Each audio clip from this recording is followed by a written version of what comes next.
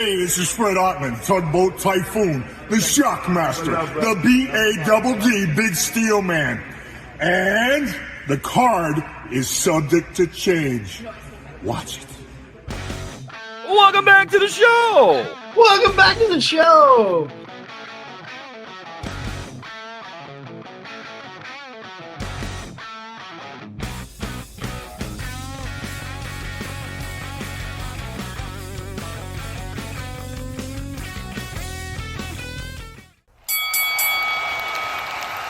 And now, your hosts of the Card Subject to Change podcast, the For Frequency's Sake Tag Team Champions of the World, the Wizard CZ, and Never Wrong Nick Gold.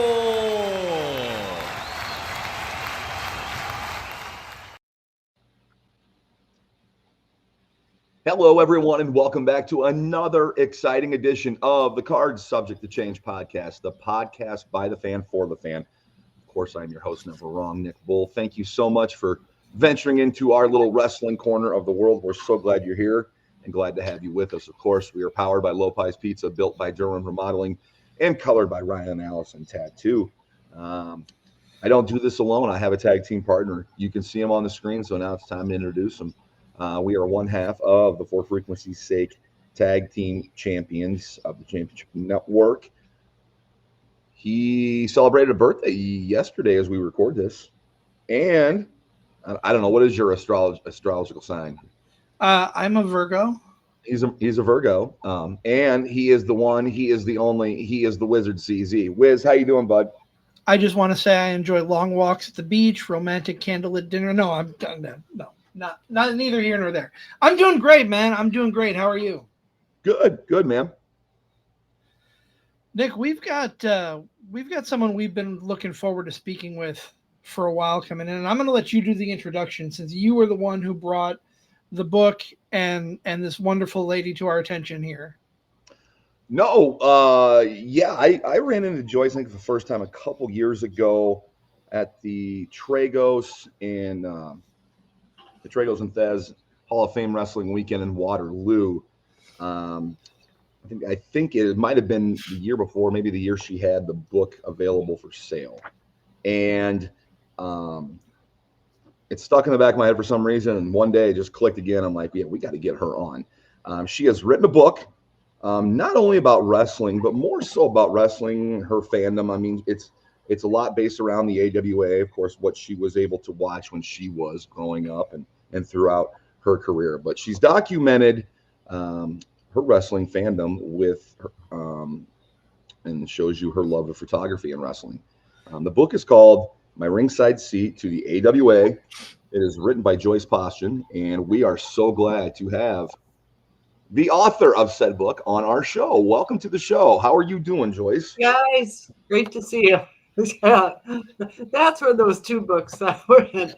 That's right. No, right here. No, I absolutely love this because not only it's something I really didn't know a lot about. This stuff was going on a little before my time, but being able to have a set of eyes that were there to document it, I thought was pretty cool. Well, wrestling's changed a lot over the years, but some of the basics never change. It's well, I love the title of your podcast, Card Subject to Change, because you always had to be ready for that with any wrestling card you went to. There was you were pretty sure you knew the lineup, but any of the opening events or the early events, you never knew if it was going to be what you thought or not. But I always saw a good card with the AWA years. Until it started to wind down in the late 80s. But I couldn't be more grateful for the experiences I had with it. And I still love wrestling in a lot of ways now, even though it's changed so much. Especially like you were saying at the Tragos Thez weekend, because it gives me a chance to talk to people that remembered those times and to see some independent shows that remind me of, the good old days. For sure. Absolutely. Joyce, I usually ask all first-time guests the same questions, and I got a little off course there, but I'm going to go ahead and ask you the same question. Why pro wrestling? What was it that made you say, well, I got to see more of this? I guess because I was a TV hound growing up. I'm really going to date myself here because we only had like 3 or 4 channels growing up. You know, it's before cable even, and my older brother and sister were busy with my parents, and I was a very, very quiet child, but I loved TV, and so I would watch whatever was on, and loved game shows and comedies and anything like that. So one Saturday I caught wrestling, and I didn't know what it was. I just knew that hey, these guys are screaming at each other, and this looks fun, you know. So I was just watching on a little black and white TV in my room, and I think somewhere along the line I mentioned to my parents, this wrestling is really cool. Yeah, you know, you ought to see it or so. And that's nice, dear. Oh yeah, but I still kept watching it, and they always thought I would outgrow it, and here I am. I never did. Neither did we. Yeah, we didn't either. Yeah, don't count on it. Don't count on it happening. It's a lifelong thing. Now, Joyce, I know your book talks a lot about one of your favorites. We'll get to that in a little bit. When you first turned it on, do you remember the first people you saw that really grabbed your attention? Was it your favorite? I don't believe, if you're thinking of the same favorite I am, I don't believe he was there yet. But no, the first ones I remember really being fascinated by were the Bashan brothers, Mad Dog and the Butcher. And just because they were so big and bald-headed and beards and just looked like they could throw anybody around. And then and their voices too, you know, just scary as could be. They were terrific heels, you know. So and they carried at the time they had the tag team belts, and they carried this huge trophy into the ring. You know, that they did away with that somewhere during the AWA line, but at that time, and I just remembered that being, wow, these guys must really be important. So. And then always the mask guys, Dr. X, Dick Beyer, the Destroyer, who also wrestled as the Destroyer, was around. And I love Dr. X because it was like such a mystery. Who is this guy, and what does he want, and why can't he get a title shot? And, it was great. Is that what drew you to the masked wrestlers? The mystery behind who they were? Yeah. I never really.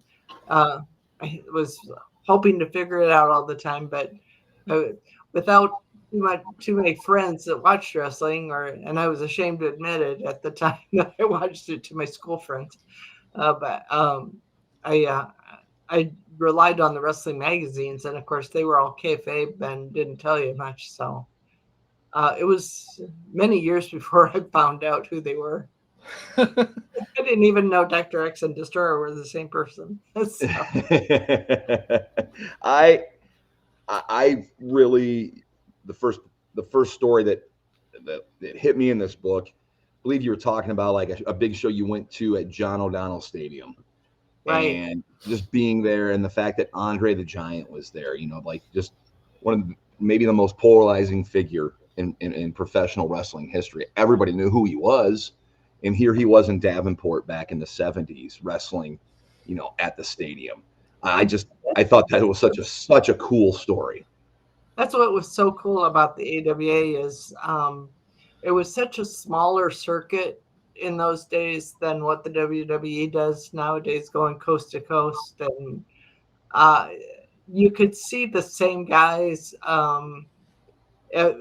every 3 weeks sometimes when you were on the circuit, and they would bring all these big stars to Davenport or Moline, and Andre was always a huge draw. Sure. And he'd usually come in for the battle royals, and they maybe one other match against some heel, and he was just just phenomenal. I never saw him where I wasn't just jaw dropping, like, I cannot believe how big this guy is. And I guess he wasn't really as tall as what they advertised, but trust me, he was huge. And I think it was the fact that his head was so big and his hands were so big that just made him seem like he was taller and a giant. Sure.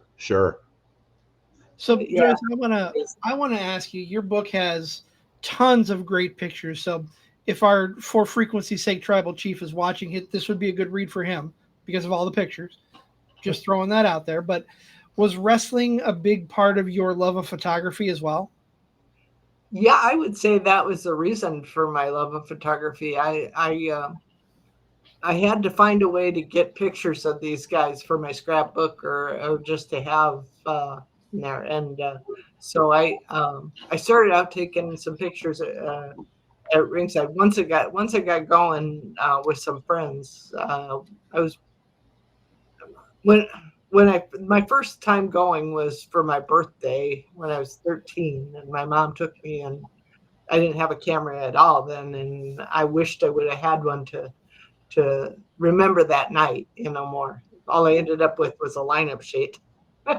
But later, when I was sitting at ringside, because I try to get ringside seats as much as possible, I had a little pocket camera that I would take, and it was film in those days, so you're limited to how many you could take, and but I wanted, even though they weren't that great, I wanted the pictures for my collection, my own personal collection. So, and I started looking at them and looking at the pictures in the magazines. I thought, my pictures are not anything like what's in the magazine. I got better. And so I talked to some of my friends there, one of the guys that did shoot at ringside, and he said, well, you need a better camera. So I saved up my money, got a better camera, and learned some tips about going up to the ring during the introductions and when to, try to shoot the picture so that you wouldn't get the backs of their heads. And it seemed like I was always a half second too late when I was taking the pictures at the beginning. But anyway, that was. I love photography now for nature photography and eagles and sunsets and things like that, and just to go on vacations. But I would say wrestling was the primary reason I wanted to have a better camera. So I want to ask, do you now, with the advances of cameras and photography, do you wish you had a digital camera back in the day, or would you prefer? I have thought about that sometimes over the years, and in a way I would, because there were so many shots that I missed that I wish I could have had more of a chance to, like, especially if somebody's eyes were closed. It's like, oh, if I could have just taken one or two more to just be sure, like, that everybody's eyes were open. But during the match, I think I would have missed the entire match because I would have been shooting pictures the entire event.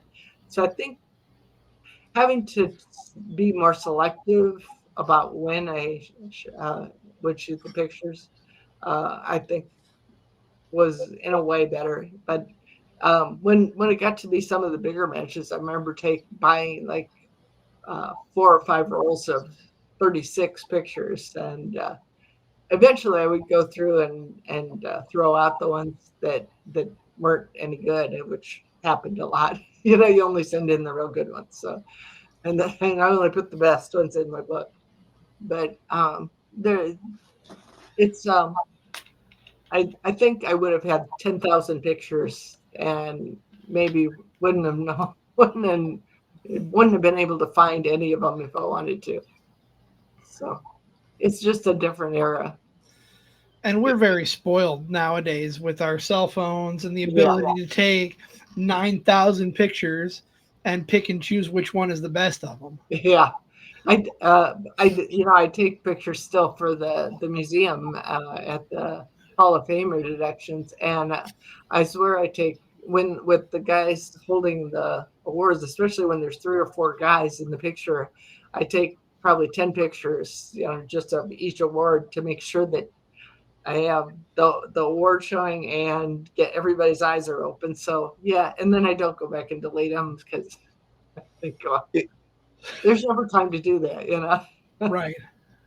We talk about the technological advances here in photography. I just think the advances of just conveniency and how easy it is now to keep up with the real product. I mean, this book and your fandom, just like a lot of fans from the same time period, your fandom is a commitment.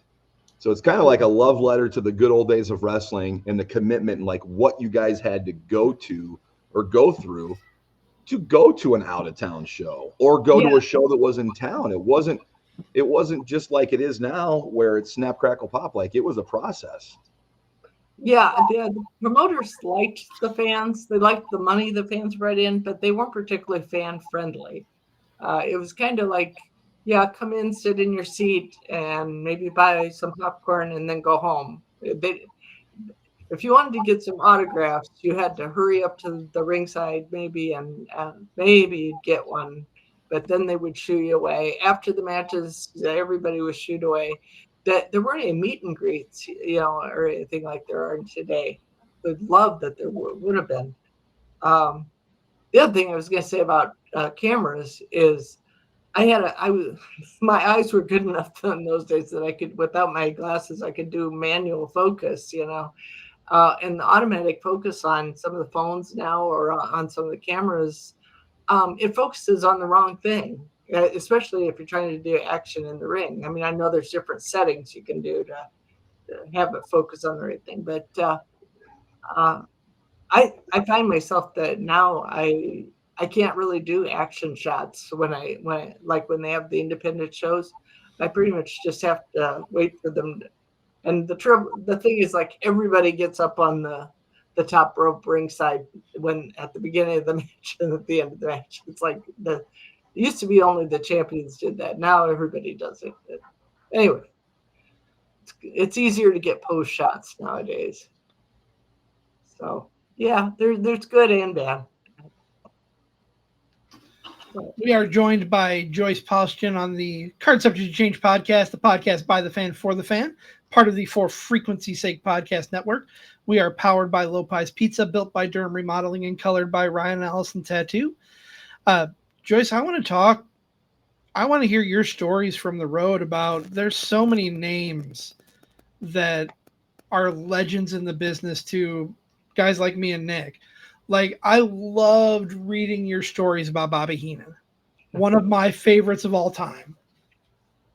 Yeah, Bobby was a stitch. I'll tell you.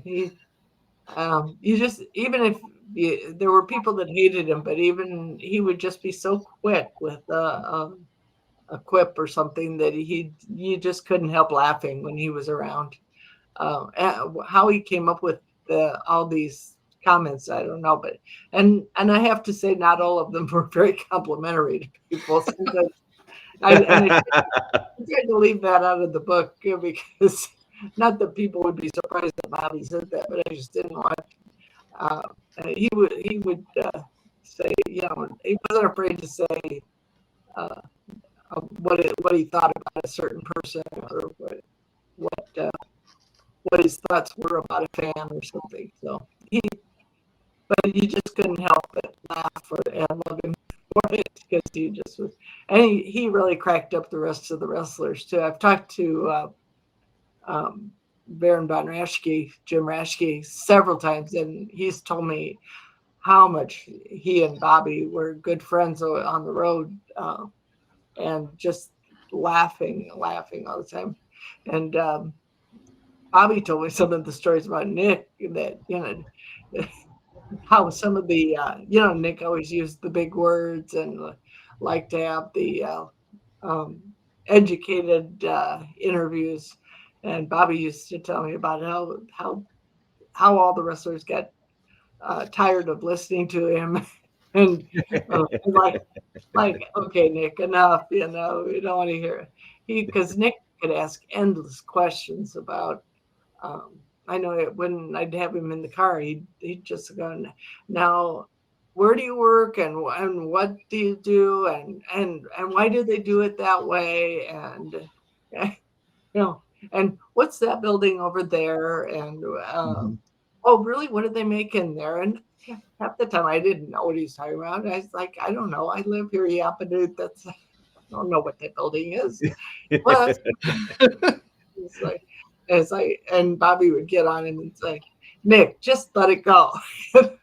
So, but Bobby was always fun, and I tell a story in the book about how one night while driving him, I had an egg thrown at my car by a fan because I guess they thought I was friends with Bobby, which I was, but I didn't know it was going to be hazardous to my car. So, and Bobby didn't have too much sympathy. I guess he'd had that happen to his own car a couple times. So he said, "Well, they really shouldn't have breakfast on your car." And I just remember after they left that night, I was stuck trying to scrub the egg proteins off the hood of my car, and it took some paint with it. And I had a scratch for a long time, and later I came around to being very proud of that and saying, yeah, that's where I had egg thrown on my car because of Bobby Heenan. If I remember, that was in the middle of winter too, so it was frozen. Yeah, it was February. Yep. And so I was trying to take I would take some boiling water out there to try to scrape it out because I didn't want to wait till morning, and it wouldn't come off, and then it kept freezing up. The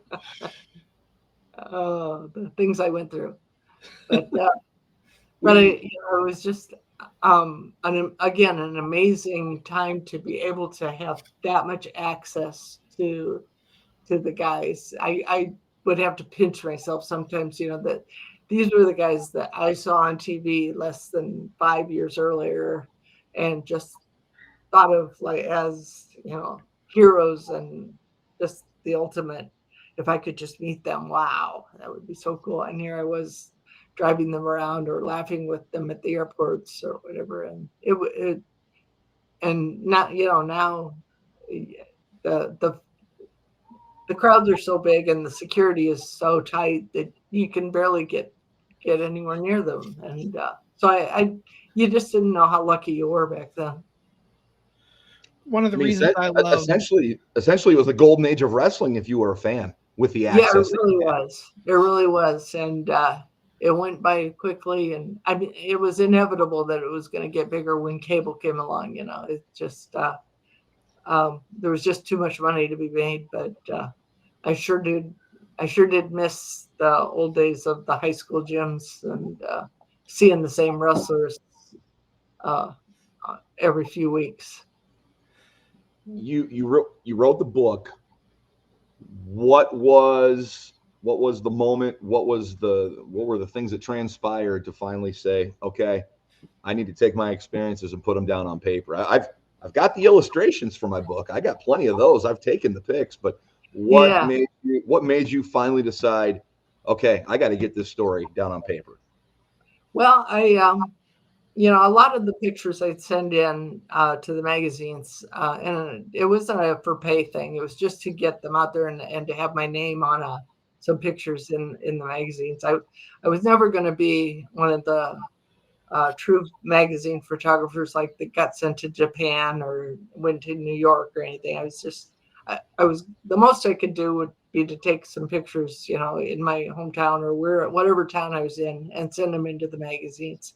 And as luck would have it, there were many good photographers in the AWA.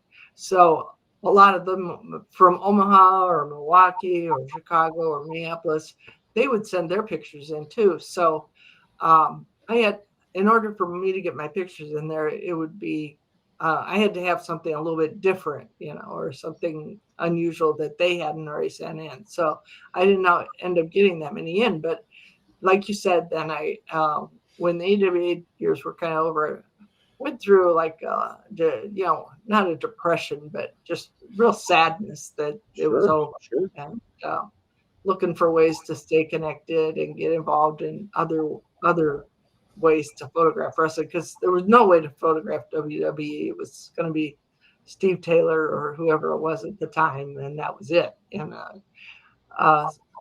but it was just, I looked at all these albums of pictures, and I thought, these are some pretty good photos. I wish I could put it out there. People were starting to self-publish books, and I thought maybe I could do a coffee table book. In fact, when I talked to Sergeant Slaughter, Bob Remus, a little bit, he said, I think that would be good, because I had shared a lot of pictures of him from the old days. He was he enjoyed having pictures of himself from back then, because none of the wrestlers ever saved their pictures. They always thought they'd be around, but then you'd show them to them, oh, can I have a picture of that? I never saved any of that, So I was going to do that, and then I thought, well, that's going to cost too much to do like a full color coffee table book. I don't think your average fan is going to pay $50 or $60 to make it worthwhile to put it out there. So I thought, how can I do this in a paperback and put some stories in there? And, so I just went through and kind of really sat down and thought about all my experiences out there. And as I went through the photos, memories would come back to me. And so and I really kind of had to think of a format of what I wanted to do, and doing it by town, and just kind of my experience of the highs and lows of what I experienced along the way seemed to hit home with a lot of the AWA fans. I think I found out that a lot of the AWA fans that have bought my book said that's exactly how I felt when I was looking forward to every card every 2 or 3 weeks, and then just it was the excitement of it, and then just the disappointment as the crowd started getting thinner and thinner, and guys started transferring to other leagues. And you hit it right on the head, And so, and then I didn't want to end it on a note like that. I kind of wanted to make it like there's still plenty of good wrestling out there. So you just gotta find your niche, and but I feel like it was a good history book, and just kind of a diary of my experiences. And I have a unique perspective, I think, because of being a woman and just being in it so long. So that to make a short story long, that's how it came about. You're absolutely right, because I mean this is pre-cable. So cable wrestling really hadn't exploded on cable. It had taken off on cable yet. This is pre-pay-per-view. This is just posters and word of mouth about shows coming to town and all them people coming together. So, you got to be a part of that little community as well. And that is told in here. That is all touched upon in here. But I think the coolest thing about this book is not only did you get, we all have favorites in wrestling we like. We all have guys or gals we root for or boo or we would love to meet someday. We all have favorites. Not only did you have a favorite, you got to, photograph him numerous times and spend countless times with him, picking his brain and stuff. Talk about how you developed a relationship with Nick Bockwinkel. Yeah, Nick was unique. He was really almost like a father figure to me at the beginning. He was very aloof, as he was supposed to be as his character. But I think he saw something in me that kind of like this girl is way too young to be hanging around with all these guys. I better kind of make a point of pointing her in the right direction. So yes. And as I got older, I kind of came to appreciate that more. So, but he was, I was always tongue-tied when I was talking to Nick as a teenager. Right? Mr. Bockwinkel, could I have an autograph? And then he'd say, yes, dear, I suppose so. And then he'd say, how many is this for this year? And then he asked me, like, what do you do with all these autographs? I think he thought I was selling them. And I was like, no, I have them in a book. I keep them, and I would never sell them. Are you kidding? Yeah, right.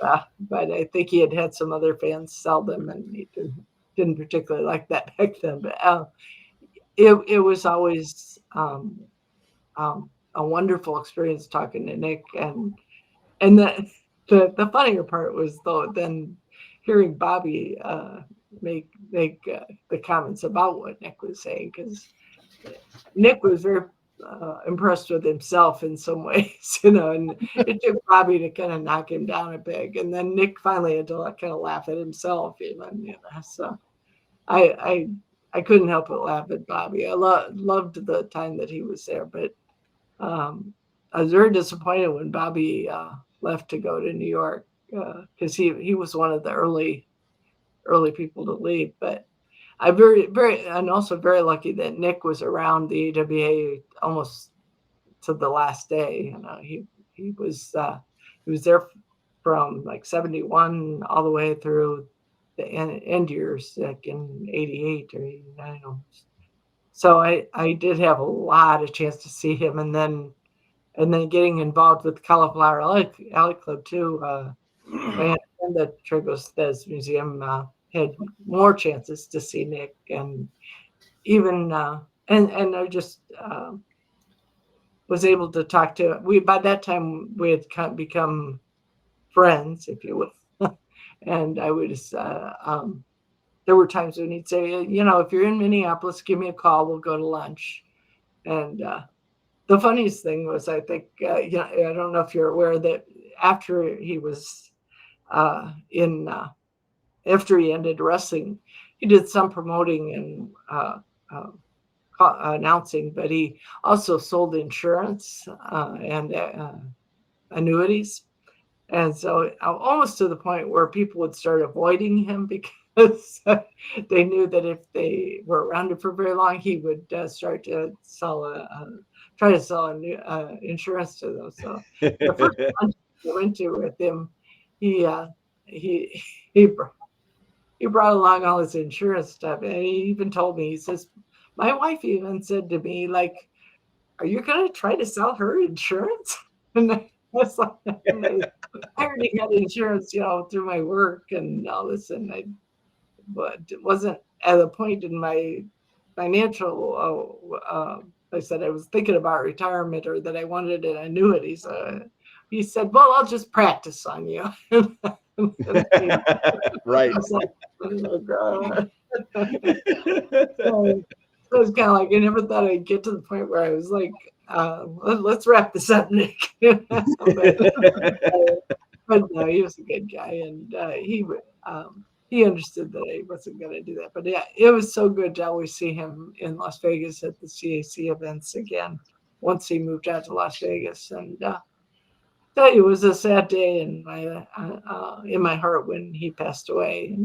And he had kind of he had shown some decline in his memories over the years, and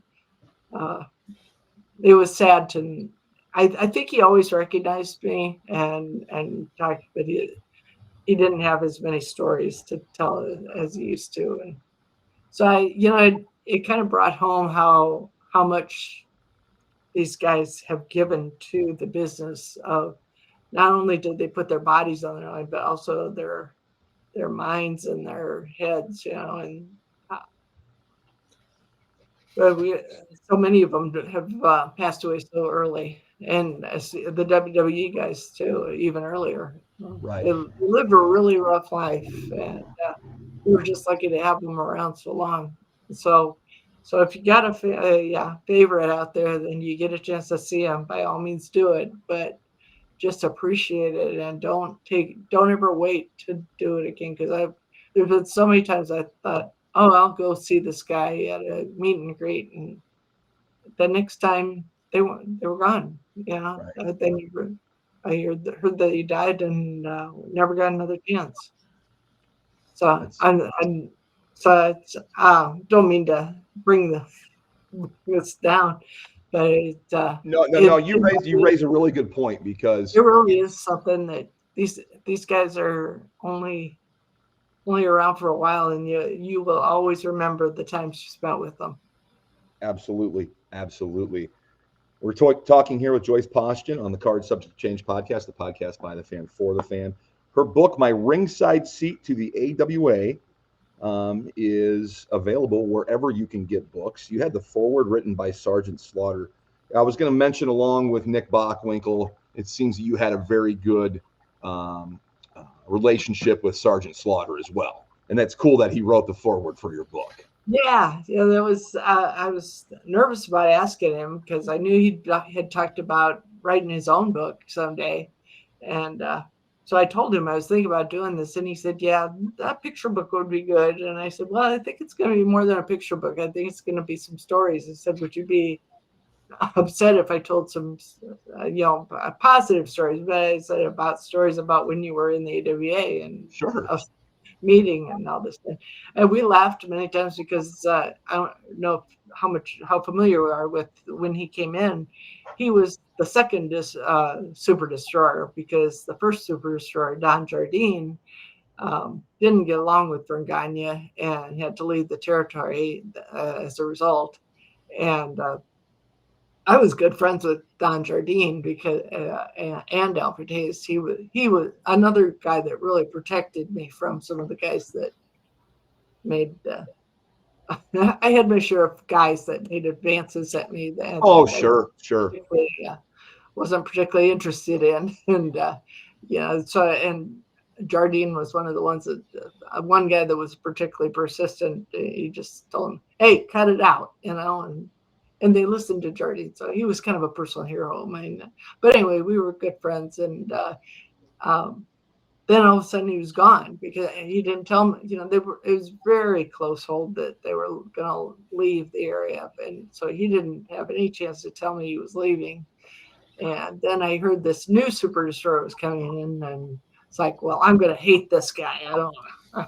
Anybody that tries to replace Don Jardine, I don't have any use for this guy. So, and it's funny because Bob Remus, who's super short too, or Sergeant Slaughter, told me a lot of the guys in the AWA felt that way about him because they really respected Jardine. And when he first came in, they thought they thought he was going to try to replace him, and that he was going to be this good friend of Vern Gagne. Well, he got along with Vern, but he was. Eventually they found out he was a really funny guy and good guy, and I came to really enjoy his friendship too. So and then when WWE would come to town, I'd see him, and he would remember the old days. So we've been good friends over the years, and I've known him. I think we decided I've known him almost 40 years. So yeah, I asked him one night when I was at a fan fest, would you consider just writing a blurb for my book, something, just a paragraph that I could put on the back, and he wrote this whole, 2-page, he said, well, I wrote a lot. He said, you might have to, pare this down a little bit. He said, well, I think this is enough to be a forward. I said, is that all right with you? And I said, I don't want to cut it down. So he said, sure, that's fine. Whatever helps you sell the books. I said, well, I'll put that on the cover. And so he's, and times when I've been at his fan fest, he's allowed me to share his table to sell some of my books. And he's always telling, when he's selling his memorabilia, he'll say, she wrote a book about that has a whole chapter about me. And, right. And he's even had to sign some of my books on his page with so he is a dear friend. Yeah, good guy. I selfishly wanted to ask you when we got you on here. I love Adnan El Casey. When he was with Slaughter in WWF as General Adnan, and I was a little kid at that time, and I thought he was one of the scariest heels I've read his book. I don't know if you've read his book. It's a good one. Yeah, Very good, interesting story. Do you have any good Sheikh Adnan El Casey stories? When I was a little concerned about him too, but Nick introduced me to him when we were up in Rockford at the airport the first time he came, and I didn't realize that Nick and Adnan had been good friends all through Hawaii. Adnan wrestled also as Billy White Wolf earlier in his career, and so they had known each other in Hawaii, and I think Adnan lived in Hawaii for a while, then later in his career. But yeah, he was a heel there. I mean, he came in and was immediately, he had this dancing girl with him, and he'd come out with the sword and then he eventually had Patera and Blackwell as his other sheiks who won the tag team title, and like he came in to buy the titles from her. So it was a great angle, but he one of the nicest guys you could meet. He's just and quiet. I think he was really different than a lot of the guys in that he didn't really drink and he didn't eat a lot of fast food. A lot of the guys after the matches, they'd want to stop at like McDonald's or get pizza or something. He says, "Is there someplace we can go to get some fruit?" It's like it's like at 10:30 at night to get some fruit. Well, there might be a 7-Eleven that might have something. I don't know. He says, "Well, I really want to get some fruit," and I said, "Well, I could get you a sandwich." No, I went. He was very health conscious, is I guess what I'm trying to say, and cool. Probably that was his culture, but just really nice guys. And he would say things like, I wish I could stay in town more because I'd like to go to some movies, or I wish I could do more touristy things. I wish I could go see some of the museums or things like that. And so he was fun to talk to. Nothing like he was on his interviews where you get into the But I did love some of his interviews. Jerry Blackwell, you big fat slob. And, the ring gear, the elaborate, the silk. It was always always a presentation. Out. He was. So he was good, and I think I mentioned in my book that he also damaged my car with his sword accidentally by he leaned the sword up against the trunk while he's putting his bag in there, and it fell down and somehow it slashed a scratch in my trunk. So this is the same car that's got the egg the egg damage on the hood. So I paid a price for my fandom. I can laugh about it now, but he was another guy that then I would see him sometimes at the CAC or he did a lot of meet and greets. Once he wrote his book, he did some touring with that, and he always remembered me, and really nice guy. So That's cool. Yeah, I wish you could have gotten to meet him. Yeah, I know, but I hear everybody that I've, a few people that I've talked to that have met him said that you would have loved to meet him. He was great. So that makes me feel good that he was awesome. Yeah. And I loved reading his book too. Just a unique story coming. Yeah. A guy that went to school with Saddam Hussein who ended up seeing the world because, of professional wrestling. So it's a real cool story. Yeah, and he just was turned out to be a nice guy, really. Yes. Just hanging around all the other wrestlers in Hawaii and the AWA and Sergeant Slaughter also talks very highly of him. Said and the three of them, even with Iron Sheik involved. Now, Iron Sheik, I never really got to know very well. He always scared me, even in real life. So, but Sarge talks really highly of him, and so if it's good enough for him, I'm sure he was a good guy. So, Joyce, I kind of want to play off of that a little bit. We're talking about all the people that you've gotten to know in the world of professional wrestling when you were going to the AWA shows. I feel that wrestling is a lot more personable now. You get to know a lot of the people that you see in the ring in today's environment. Two-part question, I guess, is: are you going to a lot of current shows, and how do you compare like the independents today to the AWA of the past? Okay. Yeah, I do still try to go to a lot of. I go more to the fan fest, or like if there's a show that has one of the legends there, maybe doing a meet and greet. Those are the ones that usually attract me. I know there's a lot of promotions that run quite often, and I haven't gotten to the point where I follow any particular promotion. I've seen a lot of them and never impressed by a lot of their talent, but I don't really follow them around the state like I do. I guess I'm older and have other interests going on, but and sometimes I think, how did I ever do that? Where I was gone all weekend and then went back to work on Monday. Right now I'm retired and I don't even want to go on the weekend. Right.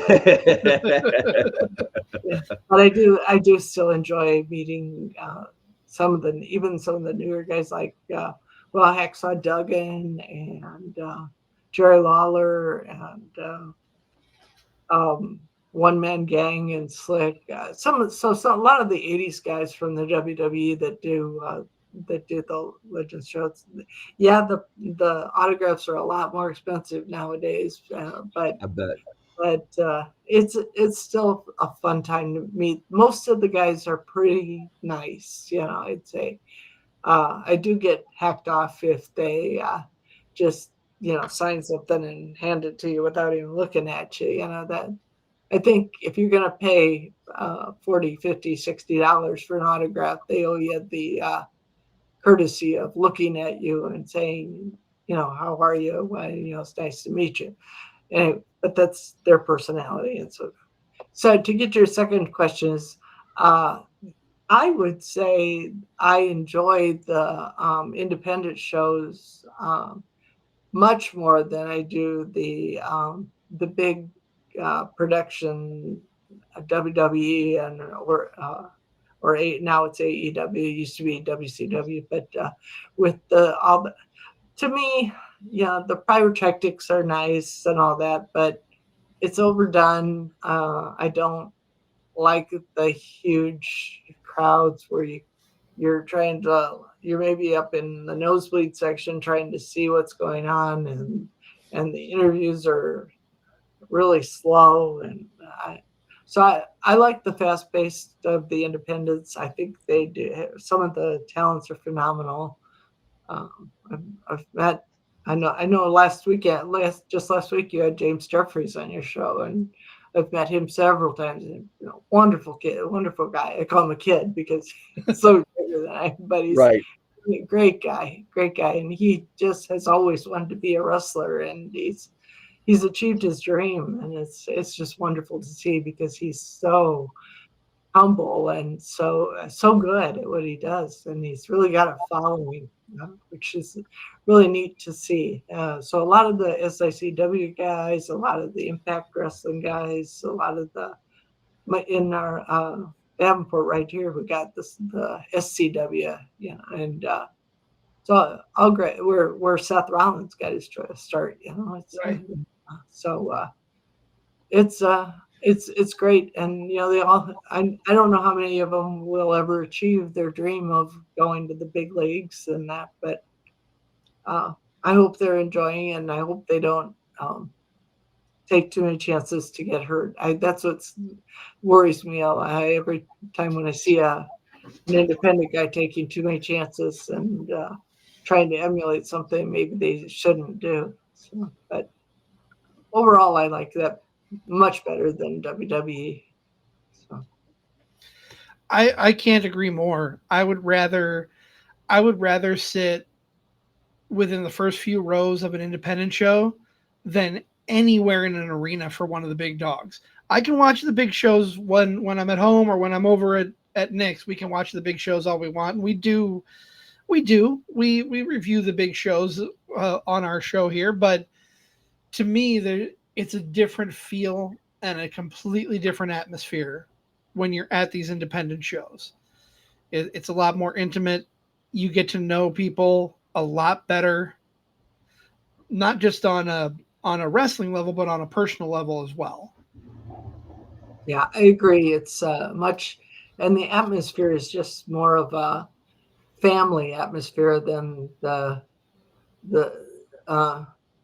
we're just here to sell you stuff Right. that you get at the big shows. And I know it'll probably never revert to what it was, but I'm so glad the independents are still around. It gives me hope that people will still want to see the smaller shows. And it selfishly even gives me a chance to sell my books. Absolutely.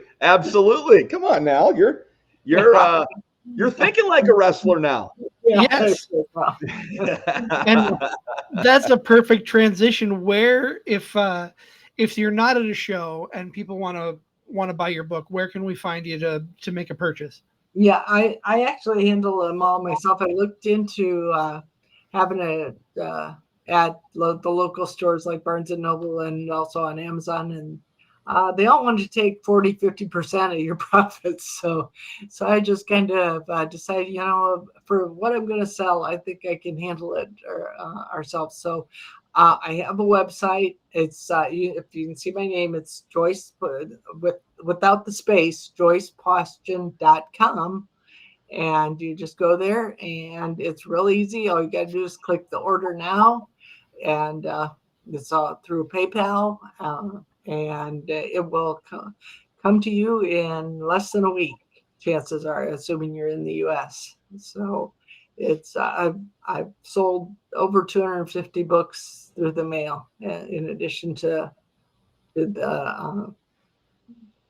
probably over 100 have sold at the shows. So the only difference is you have to pay a little postage, but not much. It's a relatively thick book, but they only charge me $5 for media mail to mail this out. So I've been told that a lot of other guys are charging a lot more for the books, and it's a pretty thick book with a lot of photos in it for hopefully a value of $20. So and I'll sign it free if that's what they want. If I will, or I will not. I even had one guy say, "Please don't sign it." Okay. So I was like, "Oh, that's fine." But I can personalize it. That makes a good gift for Uncle Tom or Uncle Bill or whatever, or if you want to, I've had or Aunt Joyce. Yeah, exactly. If I hadn't written this book, I would want this book. That's right. And it's such a great peek into the history of pro wrestling, especially here in the Midwest. I can't recommend it enough. So thank you, CC and Nick. I appreciate that, and I hope people will appreciate the history of it and just a peek back at how things used to be. I know it's kind of like that's those guys were wrestling before I was born, but you know what? It's going to happen to everybody eventually. Yeah. That's why I say the time really flies, and sometimes out there today will not be wrestling in 20 years. And I'll just go on record and say that sometimes the wrestling of the past that you maybe didn't get to see growing up is some of the best wrestling you're going to find. Yeah. It was a whole different era, and it's hard to imagine that it was like that. I probably wouldn't have believed it if I hadn't seen, but it for me, it just really feels like it really was that I really was a fan at the best time ever. So, and I think all fans will feel that way, but I think we really were. So. Well, Joyce, I want to thank you so much for being a part of the show. It was a pleasure meeting you in Waterloo. It's been a pleasure speaking with you tonight, and I'll speak for Nick. He feels the same. I know he does. Well, it's great to meet you guys, and thank you so much for having me on. I appreciate the publicity, and it's fun to review the old experiences. Absolutely. Thanks so much. Absolutely. And again, thank you so much for being a part of this and being on the show.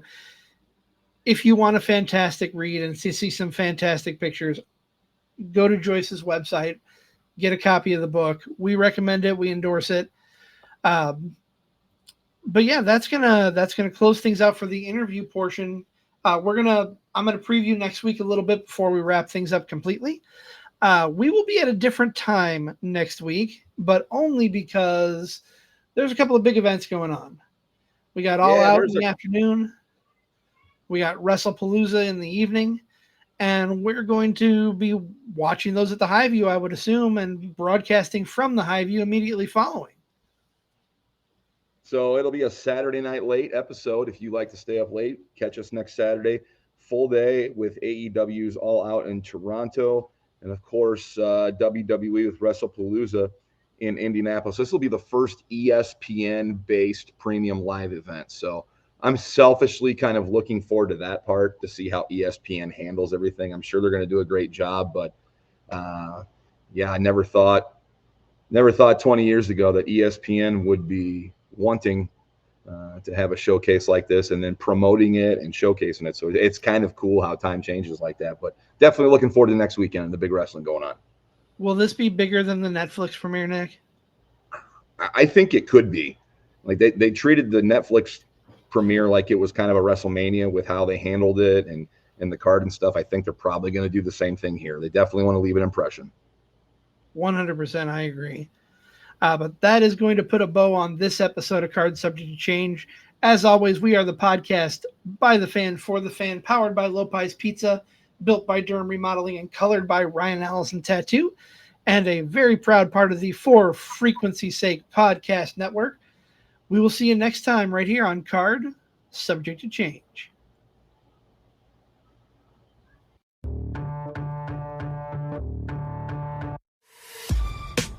This has been a For Frequency's Sake podcast network production.